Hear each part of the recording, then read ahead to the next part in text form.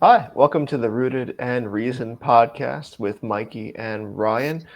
We're called Rooted in Reason because we're rooted in the Word, and also we believe that faith in Jesus Christ is reasonable, so we should have reasonable conversation. Ryan, welcome back. I know you're a co host, but I just wanted to welcome you back. Thank you. I like being welcome back. And also, thank you, welcome back, all of our listeners who are viewers. You can see us too.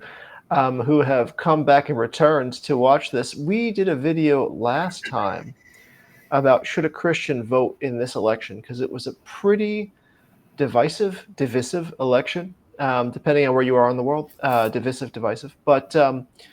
And so we are here after the result of Trump's win, and we have a couple topics that we wanted to talk about and to sort of get right into it. I suppose last time on the show we you kind of saw where we were coming from, and so you'll probably see where we're coming from again this time. And I hope it doesn't taint the conversation for you. We tried to pick the side. I always think of things like in the book of Joshua when Joshua sees the angel right outside of Jericho, right, and he sees the angel and the army of the Lord, and he says to the angel, "Hey, are you for their armies or for our armies?" He said, "No, neither. I'm for the army of the Lord." Signifying that there's an army, there's an agenda that's not ours, it's God's agenda, and we need to align ourselves with God's agenda and not have try to align God with our agenda. And hopefully that's what we're trying to do here. So let's jump right into it. Are you ready, Ryan? Let's do it. All right, here's the main question. Why did Trump win? And I could start. I know you have an opinion on this too, Ryan, and I feel like a lot of people have a lot to say about this. And I feel like the number one answer is probably that people are tired of the inflation, of being told that nothing, everything was okay and nothing is wrong, and sort of feel like they were lied to all this time, and a pretty irresponsible presidency thus far, administration thus far. I feel like that's the answer if you ask a lot of people, but I actually have a different answer. My answer is a little bit more simplistic, and it's kind of like this. Trump is known worldwide, and he is a celebrity worldwide. And everybody sort of knows Trump, even in different countries. Like I said, I listen to preachers in Japan. They know about Trump. Everyone's talking about Trump. He's a worldwide celebrity. But on the other hand, you had Kamala Harris, who was sort of pushed into the position without being elected. I don't think that she had any votes in the Democrat primary last time.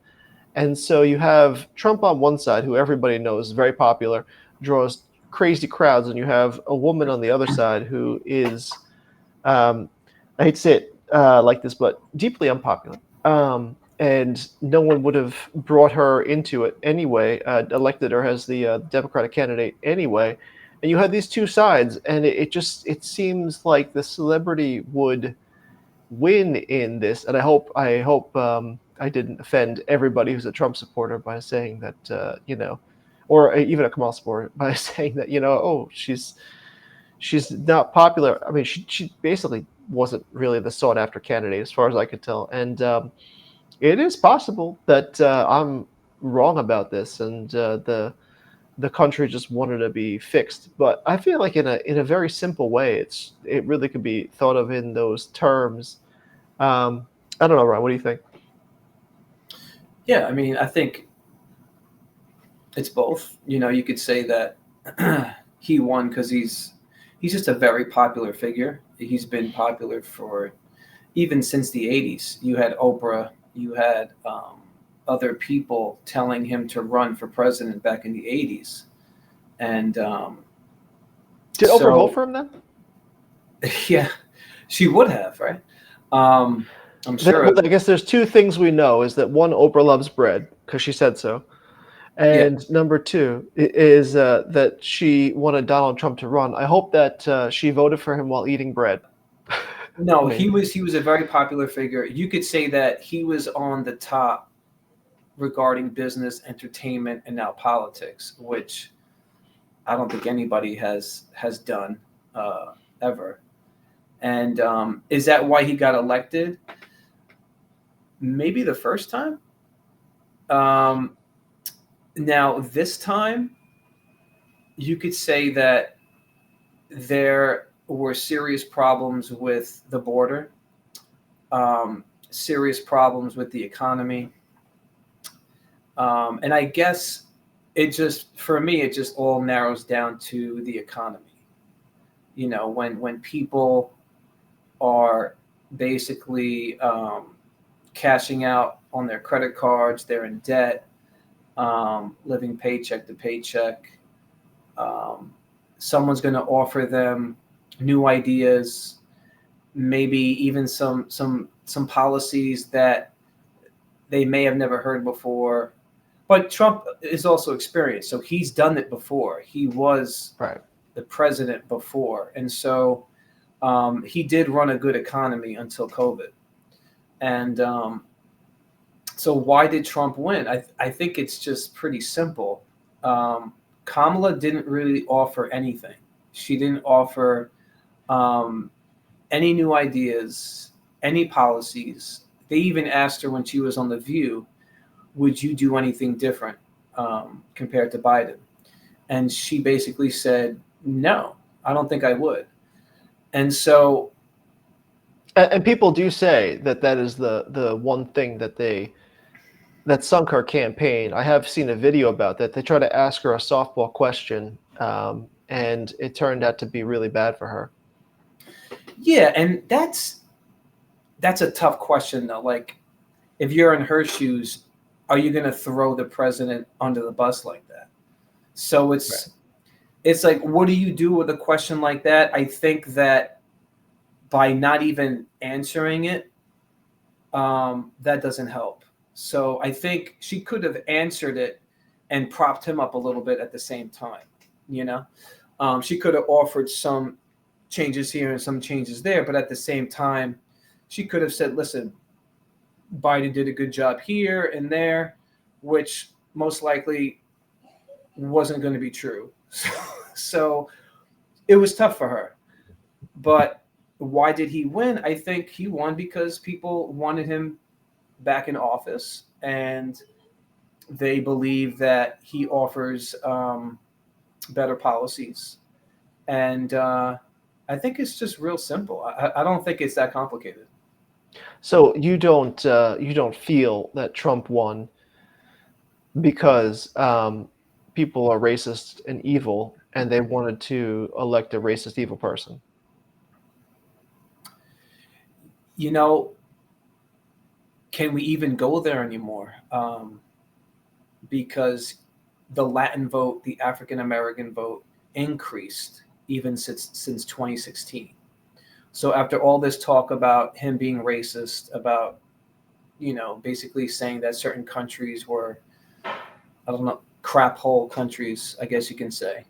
Um, Even 2024, he's even increased in the minority vote. So then you'll hear from the other side, oh, well, those are Uncle Toms. And um, I don't know. Like, I feel like they're just weak arguments right now. You can even make a good argument that he's done a lot for black colleges and the black community compared to a lot of Republican presidents from the past. Um, Not sure You if know, I Biden has just done much of anything you for. know, I mean, setting that aside, but I also think that no matter what, I think that people have bought this idea that Trump is a certain way, and that you see a lot of pretty disheartening things, videos, like one I saw in particular, that a woman was speaking very poorly about her son who voted for Trump, and she was publicly shaming him, which was a very I mean, it's a terrible thing to do as a parent.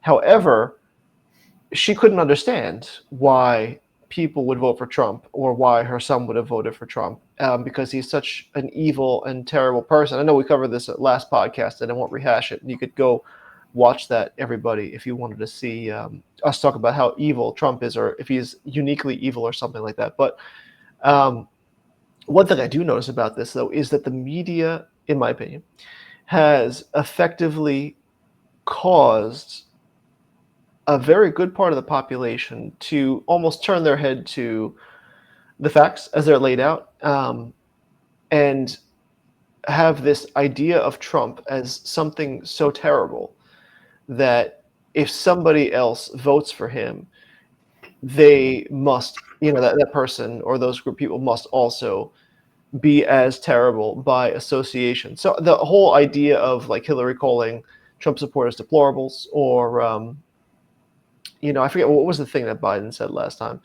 Um, but yeah, I mean that is I think that's a general belief with some people, and I think that some of the country, no matter how many different races or the color of the people's skin or the level of melanin in people's skin, voted for him, I think that people will still believe that Trump is racist and Trump supporters are evil, terrible people. And I think that's leads into segue into the next question is, how do we handle those who are panicking over Trump's win? Because I see a lot of people having meltdowns, and I want to think about this in terms of if Kamala would have won, if that would have happened, how would I have liked to have been addressed? Where would I have been mentally? Because I don't know if I would be panicking per se, because obviously we have Christ, and we trust Him, and we don't lean on our own understanding, and our fate is with Christ. We're hidden in Christ, and we're not hidden in Trump or anything else. And I hope that's not the case for some people, that you're hidden in Trump and not Christ. Because if you're hidden in Trump and you're not hidden in Christ, and Trump is standing in the place of Christ, then I think you're going to be very disappointed. By the way, and I still think no matter what happens, people could be pretty disappointed, because I think the government is kind of messy right now, and it's going to be hard for Trump and whoever's in there, no matter what. But I I could see myself being a little bit dejected if Kamala got elected, and so I want to have compassion on people, but I also want people to be in reality, because I do look at these videos and people are claiming that that women are going to be enslaved, and slavery is going to come back, and women are not going to have control over their own bodies, which is I don't think is the case. I don't think that's going to happen at all. I'm not sure why. Besides the media lying to them, I'm not sure why any person would think that. So I think there are two things going on here. There's reality that that has been portrayed by the media that's false, that people are believing, that they're panicking over.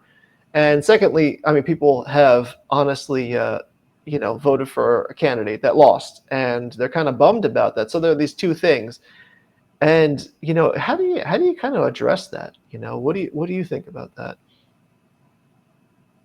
Yeah, it's just funny how women may look to the government when it comes to control over their own bodies. Um, I mean, as a human being, you could have control over your own body.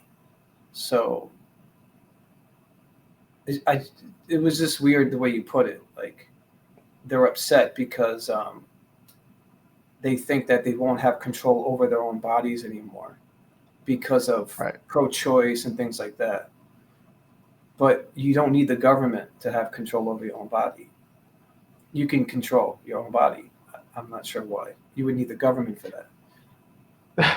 Well, for the most part, I mean, you get into weird territory, because I mean, this is total rabbit trail, not to go there, but you don't literally have complete control over your own body. Like, I can't get in my car and go run over people's dogs, and I'm gonna get arrested. So I can't. do whatever I want with my own body. There are some restrictions there, but that's a separate conversation. I'm sorry, let's not bring that up.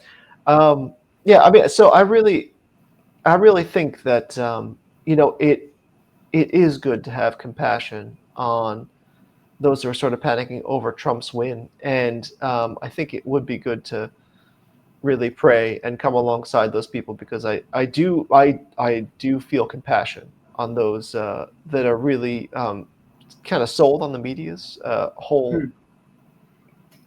portrayal of Trump, and I think it might be a good segue for for some evangelism there. But yeah, I mean it is hard to see people so sold on Where does the something panic that's come from? not true.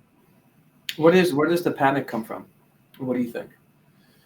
Yeah, I think that Trump is the figure in their minds that are just is so odious. That he is worse than Hitler and Mussolini and all these people combined, as was stated by legacy media articles. And I think that that has really hit people Hmm. very hard because I do think that people really do believe that the government is going to come and take away their rights, which may have happened if the election had gone differently. But I think they think that Trump is the dictator that they're looking for to come and do that. And When you say, I'm sorry, I just when you say take away their rights, like, what do you mean? Like what yeah, rights are we talking about? I think people really think that Trump's going to come in and put in slavery again, and Trump's going to come in and women are going to be forced to be slaves to men. I think this is really something that people believe. Hmm. Yeah. I mean, Yeah. because otherwise, maybe I'm wrong. I mean, what else? What else are they panicking about? I mean, besides Trump is evil, but I mean, obviously, there's something evil that's going to happen that's going to affect them, so they're panicking over something about that, right? Yeah. I mean, these are things that obviously haven't even happened yet, right? And Well, he's so also not in, by the way. He's not in yet. he's not in So yet. the But the my evil, point is, nasty slavery isn't. It might not come yet. yeah, my and also whatever they're believing, they haven't heard that from him. So they've heard it from the media outlets, maybe um, other places, but they definitely haven't heard it from him. Um, and so,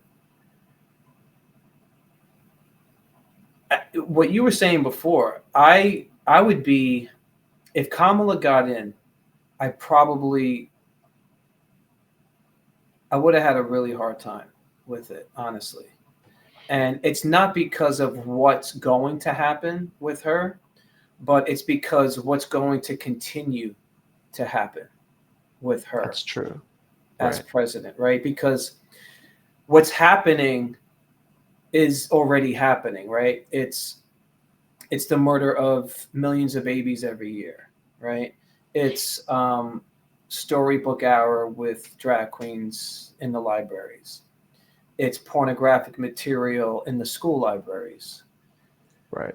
It's men being allowed to get undressed in women's locker rooms.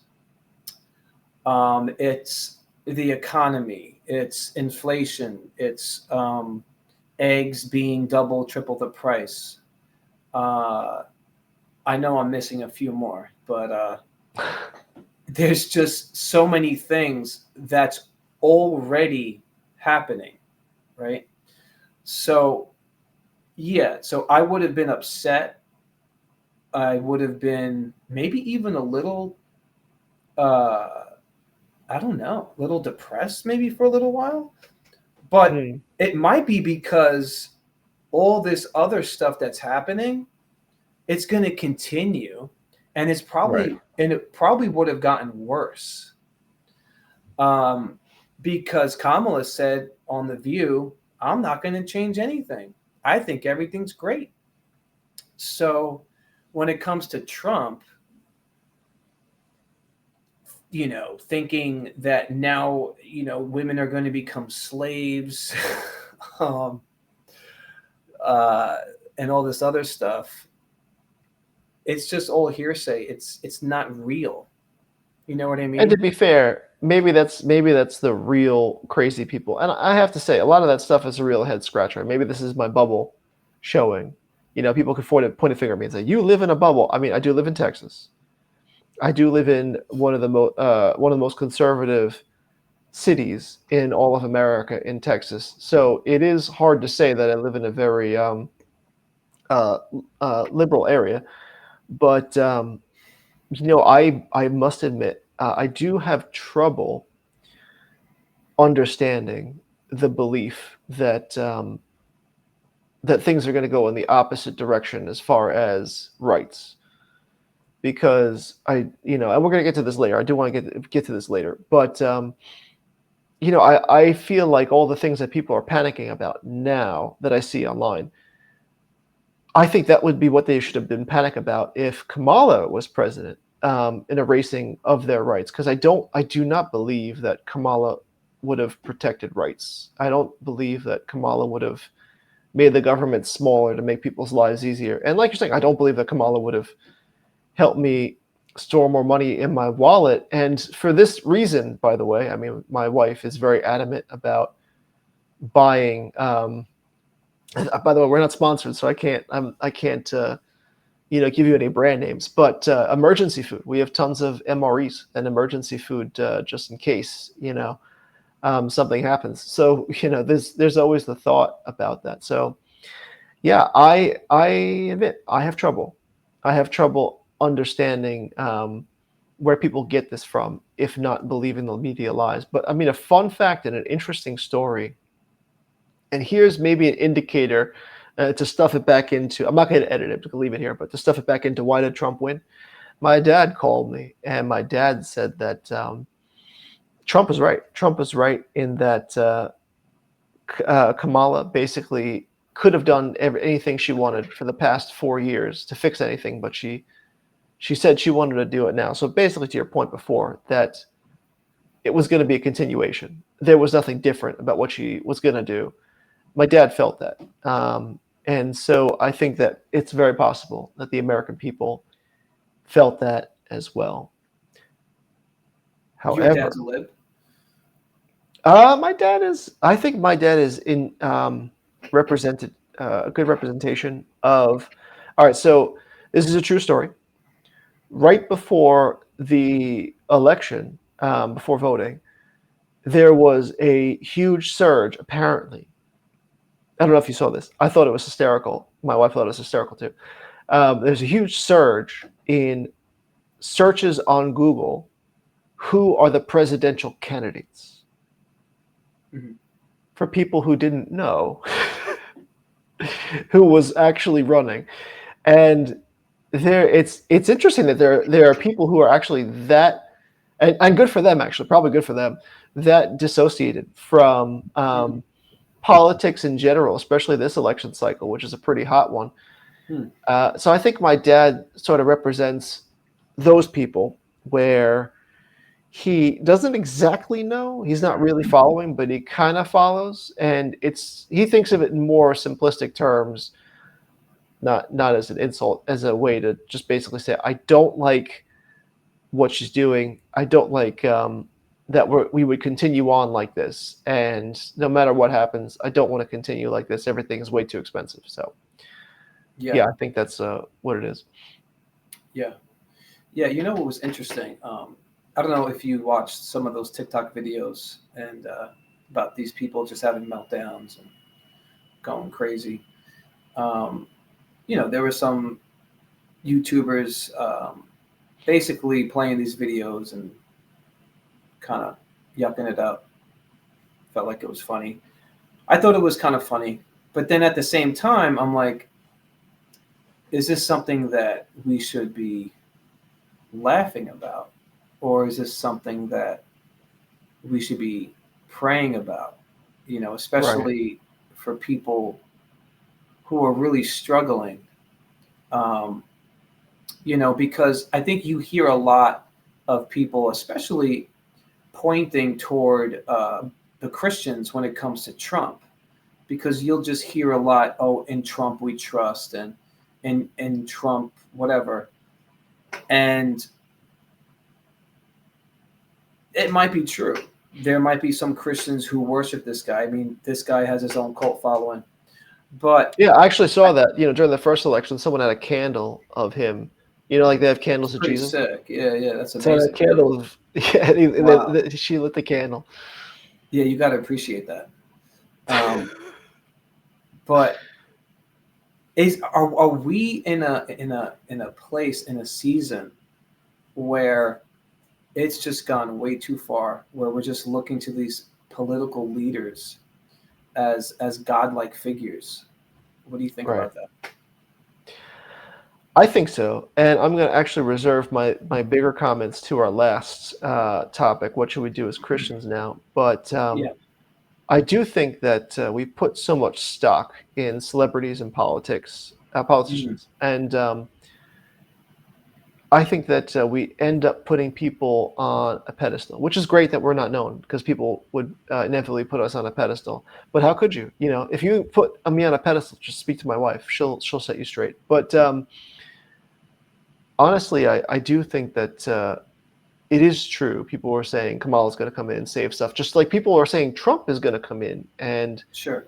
save America. And Trump cannot save America because America is a republic and it's supposed to be by the people. And yes, he could create the environment um, for Christians and the people to act, but it's really going to be our job afterwards. But Yeah. more of that for later. But what you said, I really appreciate, and that is that should we laugh at those who are really upset about this? And I mean, honestly, the real um, temptation is to dig up these videos and laugh at how absolutely crazy some of these people are acting. And I don't think that's necessarily godly. I don't think that it's necessarily a good thing to pull this up because I do feel bad for a lot of these people, and I do admit, right now the country's in such a place where everything is so divided, and they're just the right and the left are just pulling videos of each other and mocking each other and going crazy, and your flesh feels so good about it, right?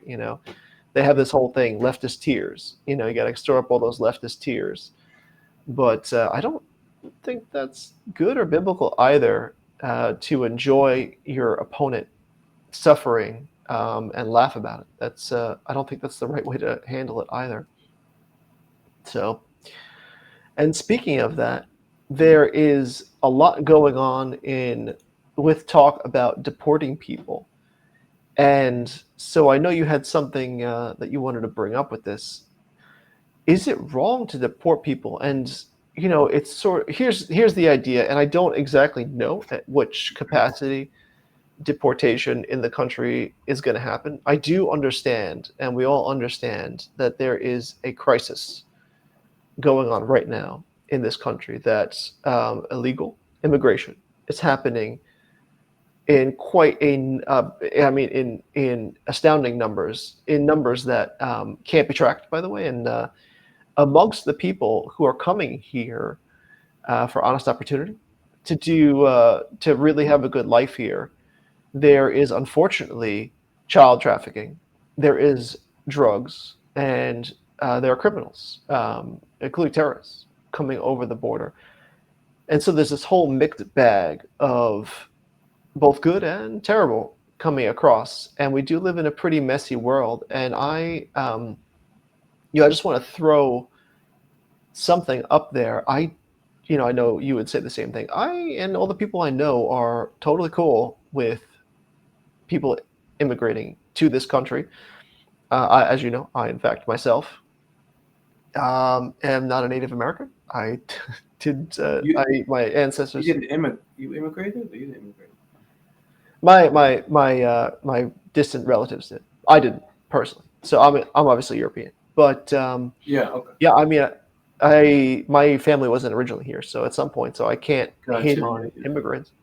No. But it's interesting though what people think about Trump supporters.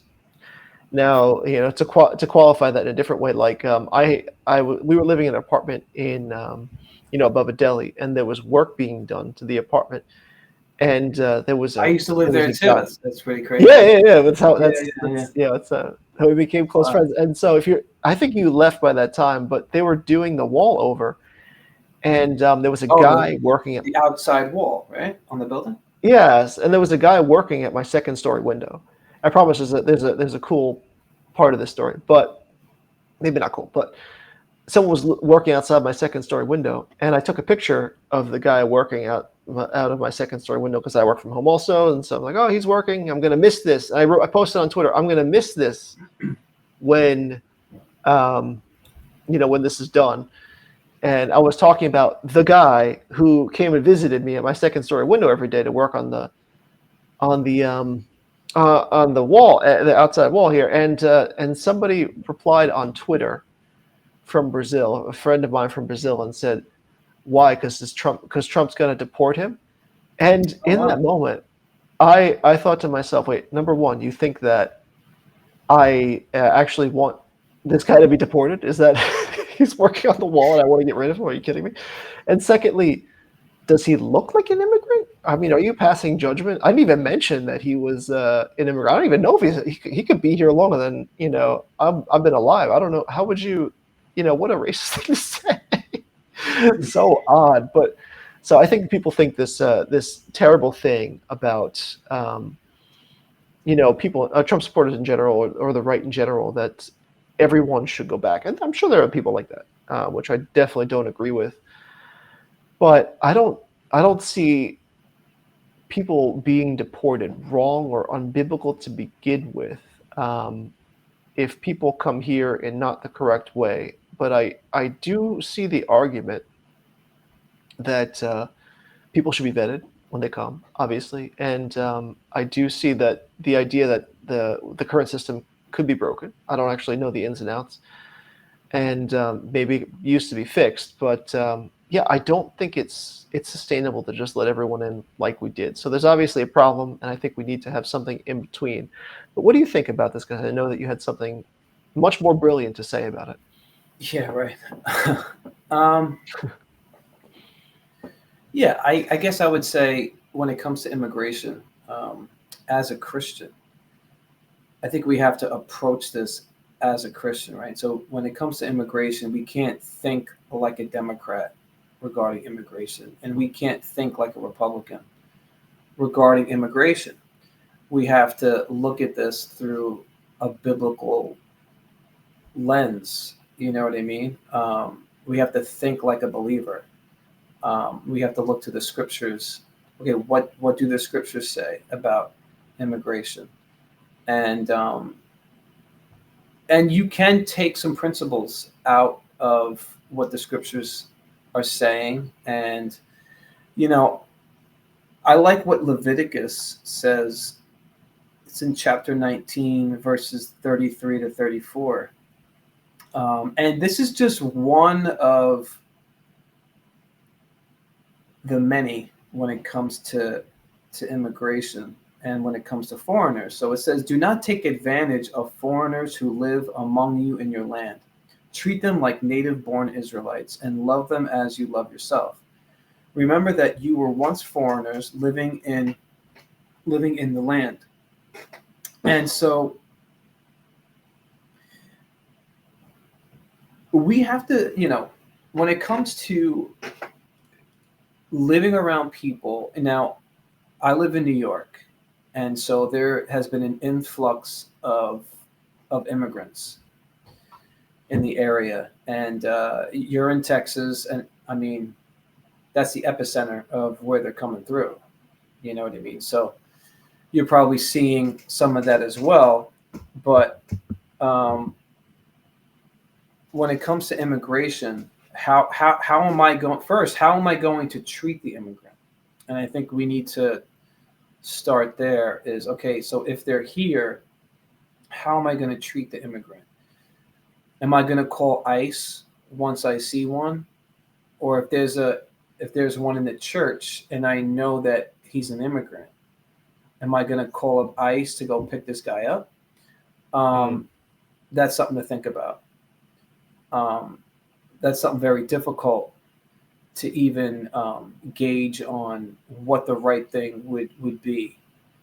And so, honestly, I would say we don't necessarily have to live by the letter of the law, right? Um, and so, when it comes to immigration, I think deporting is good. It's fine when it comes to either criminals, drug dealers, whatever it is. I think there's a place for it. But what stood out to me was Trump said that there's going to be a mass deportation. And so, you just hope that it doesn't go from one extreme to the other extreme. You hope that they can use some discernment, you know. Um, you hope that they're not going to just approach this just to send a message to the other side. Um, Mm. you hope that they're able to kind of separate, which I don't know, the criminals, the drug dealers from the people that want to be here, make a good living, and make a life for themselves. Now, should those people even stay as well? I don't know, but I think that is putting up a wall something that is like ungodly, something that like, how could you do that? Even as a believer, how could you Mm. want that? You're supposed to be a Christian. Now, when it comes to that, when it comes to the wall, the Bible says to love your neighbor as yourself. The Bible also says when it comes to your brothers and your sisters, it even says to have preference with your brothers and sisters compared to those outside of the church. So basically, give preference to your brother and your sister in the Lord over those outside of the church. And I think we can use that as a principle when it comes to we need to make sure we're taking care of our own citizens, of our own people first. We need to make sure that they're protected and that they're secure and that they're getting what they need before we're able to just let everybody in where it's like busting at the seams, like you have people in Chicago in the inner city where they're seeing what's happening. A lot of these migrants are getting credit cards, they're getting all these different things, they're getting money, places to stay. And here you have a lot of these people in the inner city who are struggling and they feel like they've just been, forgotten about. And Yeah, so, you know what? So I yeah, think to kind of piggyback off of that, what you were saying about calling ice on people, I hope, and I haven't seen a Christian say that yet, and there are kind of both sides to it. I've heard both sides. I don't think that, I mean, I agree with you. I think it would be weird to call ice on your brother in the church if he's really there and, loving the Lord and, trying to, like a lot of immigrants who've come in illegally before, who are just working here, making a living, have a family, and are are just a great part of society. They're American at heart. I think that's wonderful. Why would you, calling ICE? No, but I would definitely encourage the person, find a real path to citizenship because I have heard about people coming over here illegally and getting convicted, then going back, and then doing it legally. But yeah, I agree with you there that because I think what's going to happen now, and what has happened is there's a lot of, and I don't think it's necessarily demonizing, but it could be. There's a lot of people who are upset because a lot of illegal immigrants came over, and people feel like they're drawing on resources and housing and other things that they could have had themselves, and making their lives generally harder. And so there's a lot of anger and upset at that particular thing coming over. And I think that that could be channeled, kind of like you're saying, in a way that could swing it the other way, and let's get rid of everybody. And I don't think that's the answer, obviously, anyway. And I think that that might be the temptation for some people, just to be angry and say houses, like me. I mean, I want to buy a house, but and it's easy to point the finger and say, you guys are the reason that I can't buy a house. But then there's the woman here with her kids who really does need help. And so and a lot of churches are coming and helping, like in the city and stuff. So it's not clear cut, in my opinion. I also appreciated what you said about you know d- loving your neighbor. And it's not clear cut because your neighbor is also the person in your own country that's suffering because the border is the way it is and people are coming in droves. So who are you preferencing? What's there's no clear cut open the border and that's how you love people. Yeah, and I'm not even saying when you preference your Christian brother and sister, I'm not saying that at the same time you neglect um, the others. And so, yeah, if you see someone in need, if you see an immigrant in need, if you see someone in poverty in need, you do the best you can to meet that need. But you don't do it at the expense of, let's say, your own family or um, the people in your church. Um, I think that, again, if you see someone, you love them as you love yourself. And you don't basically say, well, he's an immigrant, therefore he shouldn't be here, therefore I'm not going to help him. Um, Right. no, it's, again, we look at this situation with a biblical lens. And so we're called to a higher standard. And when it comes to Republican and Democrat, no, we're a citizen of the kingdom. You know what I mean? And we're a son of the Most High, and so that's how we operate. And Right. we're called to walk in the Spirit. And so, yeah, again, am I a Republican? I don't. I guess so. I don't know. I guess yeah. But first and foremost, we're called to a higher standard, and we follow a king who is the King of Kings, and so that's who we answer to. You know, um, yeah. So I guess that's pretty much it. Yeah, well, I do agree in the way. So now, at this point in time, I would be considered a Republican as well. That may change because I want to follow what the word says, and so in following what the word says, the worldly label may change. It may be it's Republican now. It may be something else in the What if future. God wanted you to vote Democrat in 4 years? Would you do it? If it is that what I believe walking out the Bible looked like Sure, sure, yeah. now the Democrat label, that would be what it is. And people, you could easily take that clip and be like, yes, he would vote Democrat. But I mean, the answer is then if the parties switch tomorrow and the Republicans believe what the Democrats do now, and the Democrats believe what the Republicans do now, then we be Okay, Democrat. That's just what it is. got you. It's just it's voting biblical principles, living It's all biblical about the principles. policies then. It's about, yeah, basically, it's about advancing the kingdom of God in human hearts, and yeah, I mean, so that's what it is, and I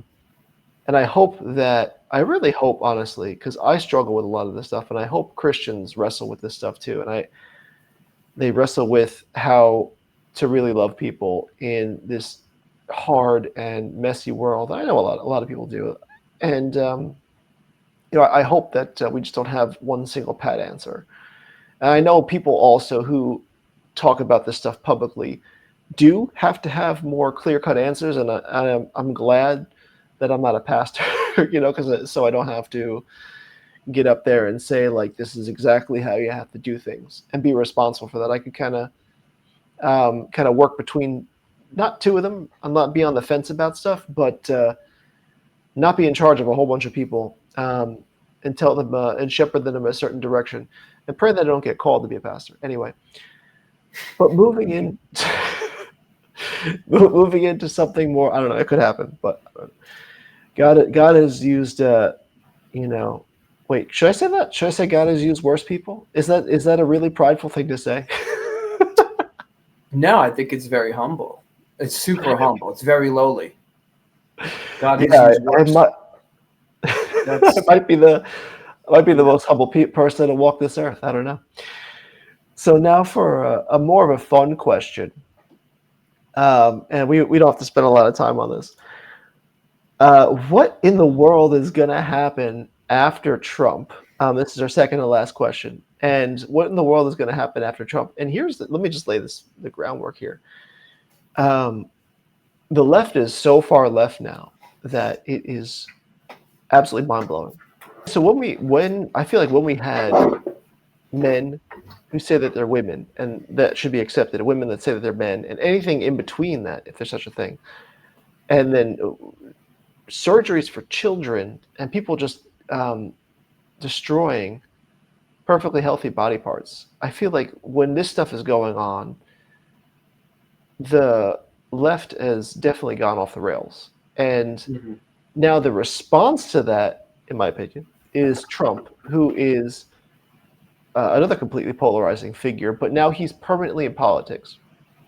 Politics are now indistinguishable from Trump, and Trump is forever going to be in politics in one way or another.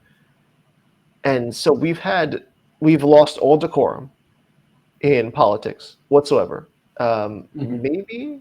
Maybe JD Vance is a little bit more on the decorum side, but not really. You watch some of his other interviews, and he's about as he could kind of be crass too, and it feels like decorum's out of the window nowadays. And it seems like boorish and brash and real candidates are in. I just wonder what is next. What is actually going to come after Trump? And I suppose his presidency will dictate what party gets into power next. I just don't see the left moderating at all and coming in the middle here. I see them tacking even further left, and I don't know what's going to come after Trump because there's no other Trump. There's no second Trump that's coming. There's only one Trump, and there could never be another Trump like Trump. It's just not possible. You can't channel that energy. Like what's her name? Marianne Williams says she channeled the energy of the American people. But you won't have that again. So I wonder, is politics going to be permanently broken if it were ever good, or is this a good thing, or I don't know. What do you think? Yeah, it's tough because you just don't know what's going to happen these next 4 years. You know, um, do you think that his family will kind of keep things going? Like maybe his son might run, or JD Vance, or like, could you think of the Clintons? How long they've been in politics. Um, even Obama to some degree, he kind of hangs around a little bit. Um, Oh, he certainly does. Yes. yeah, yeah. So even when Trump's out of office, you think his family is, his family was never really his sons and his daughter. They were never in politics until 2016, right? Like they never even touched it. Right. So what do you think? You think after these 4 years, you think they're going anywhere? I don't think so. I don't think they're going to ride off into the sunset. I think Trump will always be part of politics, to Ann Coulter's dismay, possibly. I don't know. I don't want to speak for her, but because I remember her saying something that we should just elect Trump so he'll just stop running. Otherwise, he'll just keep running forever. to paraphrase. Um, if we ever get popular enough that Ann Coulter watches this and says, "That's not what I said," stop it. I apologize, Miss Coulter. But yeah, I think that he'll forever be part of politics. His family will forever be part of politics. I don't know if his kids will run, but What I do think they we'll, hate? I'm sorry. I'm sorry. But what do they hate about Trump? Do they hate that he's a Republican, he's not a or Republican though. They can't hate that because he's not a Republican. but he runs on Republican policies, right? Like, Ever listen, the left has gone so far left now that do he's they just hate like him because he's just against them? Is that because he was so well beloved? I mean, that's true. When he was a celebrity, right? yeah, and so if he was a Democrat, they would still love the guy. So Maybe. you don't think so? You know what? I think it depends on who you ask. And a lot of people say that they hate Trump because Trump is a hammer to the system, and he's not part of the swamp, or he's not part of their elitist culture. He's Mhm. not one. He's not part of the club that they're all in, and he disrupts their jobs and the status quo the Washington D.C. status quo that they live in, which is what they call the swamp, where everybody pays people off and they all got each other's back. It's like if you have a judge who's in your family and you just keep getting parking tickets and you have the judge take care of it. This is the swampiness that is supposed to be in DC, and Trump is supposedly a hammer to that he's the one person they can't control. That's what people say. I don't know if that's why they hate him. I do know, though, that no matter what, whether or not he disrupts that particular swamp, I do personally believe it's true that it is hard to not listen to the man and have a strong opinion about him. And maybe you're out here listening to this and saying, I don't have a strong opinion on Trump. But honestly, if you look at his followers and his detractors, they fall into the category of he is amazing or he is um, evil. I feel like it's more polarized than it is people Sure. coming in the center and saying that, oh, he's a flawed figure. I feel like a lot of Christians know to say that, like, oh, he's a flawed figure, because this is the conversation I have all the time with people. People say it all the time. It's like they have to preface it by saying I'm voting for Trump. I like Trump. Without fail, everyone I talk to prefaces it by saying, I don't like everything he says, or I don't like everything he does. It's just that thing you have to say. You have to be apologetic about liking the It's guy, and true. Yeah, yeah, yeah. I You think know that what? I've done it too. Like, I'm not even gonna lie. You know. I feel like that doesn't happen on the other side, right? The other side, even though they're, I don't mean that in a No. way like Christians were all on the same side, but on the Democrat side, I feel Yeah. like Kamala voters are just straight up, I'm voting for Kamala. Like I was at Trader Joe's, which is very far from my house, and the parking lot was terrible. But there was a lady with a shirt that said Kamala, obviously, and I Wow.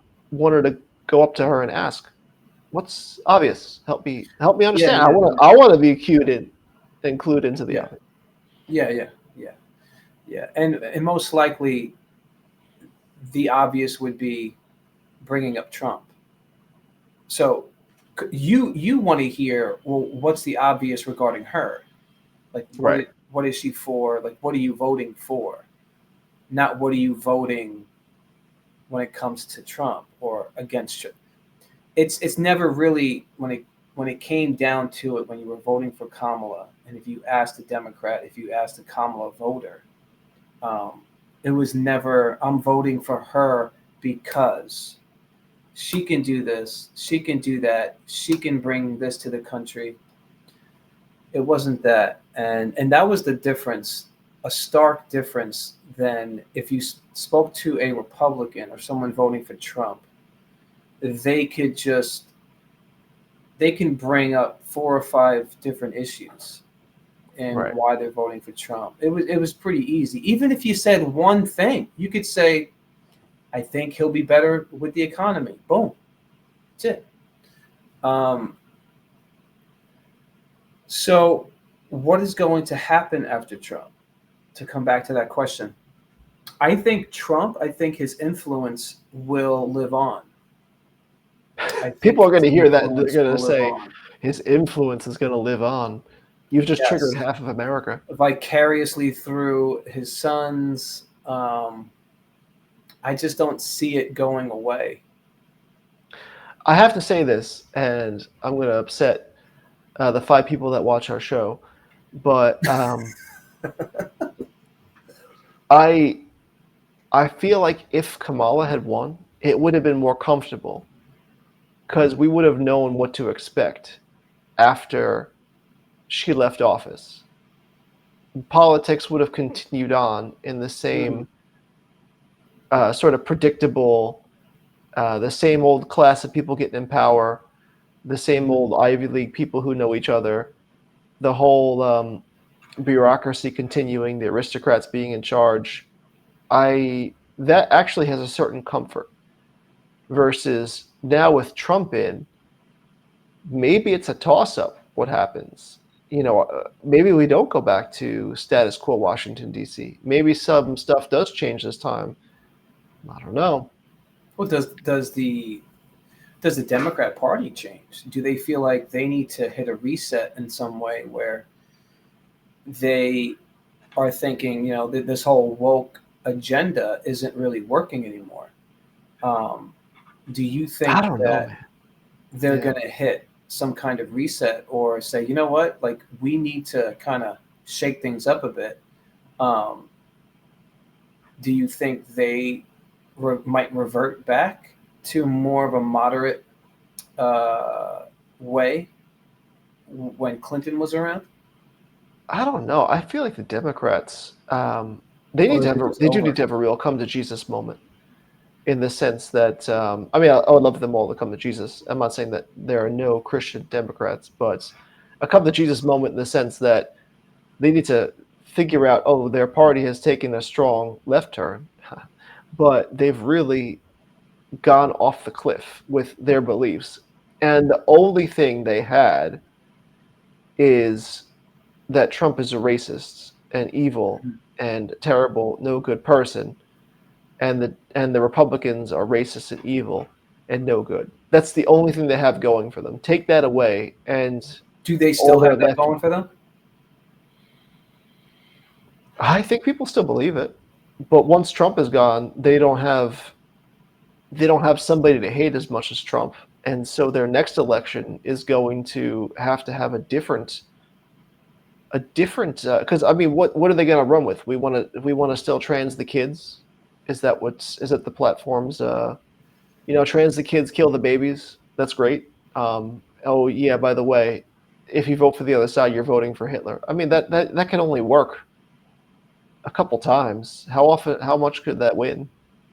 I don't know. It's Maybe tough. maybe It's that's tough that's it when your forever. top when your top two priorities are transing children and killing babies. I mean, it's really hard to get votes for that. I mean, you would think maybe at one time it was popular, but yeah, I don't think that people are really about that.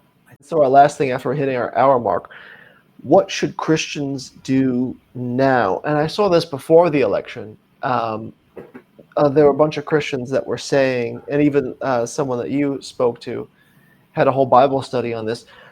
How should Christians help people after the election? This is a little bit separate from how should we handle Trump supporters who are panicking over Trump's election.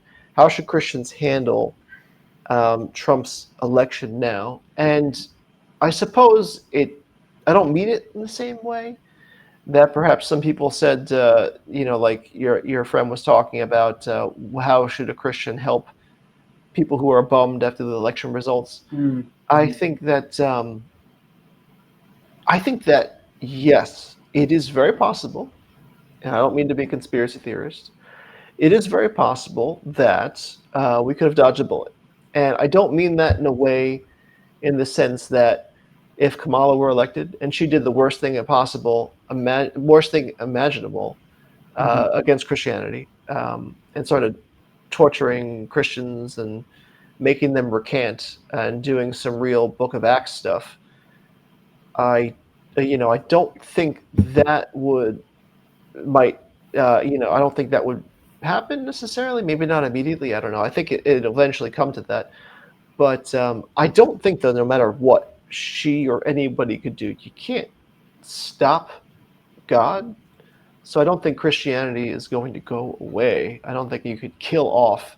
God always has a remnant, even Yeah, in sure. Revelation. But Mhm. I do think possibly we dodged the bullet with some sort of persecution. I don't think At Kamala, the least left, is we've bought for some time, religious at freedom. least. At least, yes, we know that the tribulation's coming. I pray that there's a rapture, and we can get into rapture another time because I know that we believe differently. I Yeah, just might want be it to pan pre-trib. out. Thanks. Or maybe pan trip. I hope it all pans out. But I Yeah, just yeah. don't want to be there while that stuff is happening. Anyway, so what should Christians do as of now? I think that now we avoided possibly some persecution. I hope that Christians, all of us, including myself, do not lay back and say, we did our part for the next 4 years. We voted. Mm, We got Trump elected. Now everything is good again. And now we're just going to sit back. And I don't mean that in a way like we're just going to sit back and let Christ advocate for himself. What I mean is that I feel like now that Trump is elected, we have even more work to do as Christians because what he is doing, or we hope that he does, is expands or basically brings back the First Amendment and religious freedom. And that is where we're supposed to come in.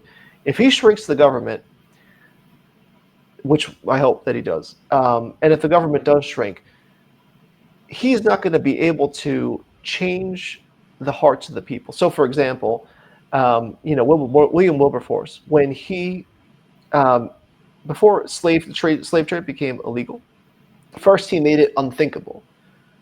As a Christian, he went on the ground. He was speaking to people. He was handing out flyers about what's really going on in the slave trade. So, if we really want to do things like make abortion illegal, it has to be unthinkable. We have to educate people and get people to know. And I think people are educated, and some people just don't care. They would do it anyway. hmm. But I think that those people notwithstanding, I think if people understood more about some of these things, because you can't legislate the heart, but I think this is where we should come in as Christians to say, like, you know what, this is a good way to live. Marriage is actually really sacred and really holy, and here's how it helps you, and Hmm. how a marriage helps your kids and staying together, and here's why life is sacred, and I think that it's our job, our time now to really step up and do more of being ambassadors for Christ. I don't Hmm. think it's the time to shrink back and hope that it all pans out because I don't think it's going to. I think the hearts of the people need to be really shepherded in Christ. And I see now more than ever, what should a Christian do now? I feel like the Great Commission applies. Go and make disciples of all the nations, baptizing them in the name of the Father and the Son and the Holy Spirit, teaching them to observe all that Jesus commanded. And Jesus says He's with you always until the end of the age. So I think this is part of what we should be doing right now. And Matthew 5 applies to your light must shine before people in such a way that they may see your good works and glorify your Father who is in heaven. So I think these scriptures apply now. This is what Christians should be doing now. We have this opportunity now to step in and start doing this stuff, filling the Great Commission, being a light, and not filling a void, but using the opportunity of the government hopefully shrinking or whatever, more religious freedom or continued religious freedom, to really loving on people, showing and being a light, and pushing the love of Christ further on this earth. Does that make Yeah. sense? No, and it makes sense. I'm totally with you. I was just thinking of you know, when it says working out your own salvation with fear and trembling, taking inventory of your relationship with the Lord, and um, yeah, whether it's Kamala, whether it's Trump, whether it's whoever's in office, it shouldn't it shouldn't affect what we need to do and what we need to be as believers, um, when it comes to making sure people see, right, our good works, taking personal inventory, living a life that is pleasing and honoring to God. And so I can't control what this guy does, what this person does. I can really control, um, to a certain degree, what God has called me to do, right?